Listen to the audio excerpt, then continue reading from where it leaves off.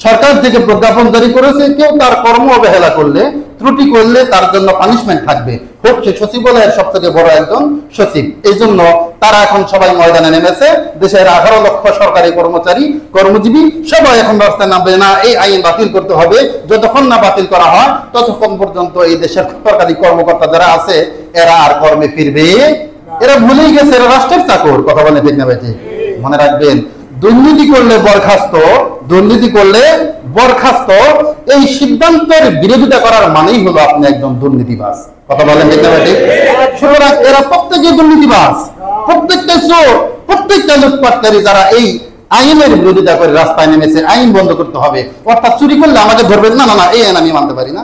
আমি লুটপাট করবো, চুরি করবো, কলবের কথা দিয়ে আমার মাস শেষে আমি সচিব, আমার মাস শেষে ইনকাম হলো 80,000, 1 লাখ, 1.5 লাখ, আমি মাসে কোটি টাকা কামাবো, এটা বন্ধ করবেন, আমার চুরির পথ বন্ধ করবেন, আমি এটা মানতে পারি না। অর্থাৎ ওদের কেন যেন ওদের এই আন্দোলনের নাম হলো চুরি করার বৈধতা চাই, লুটপাট করার বৈধতা চাই। কথা বলেন ঠিক আছে? কিন্তু দুঃখের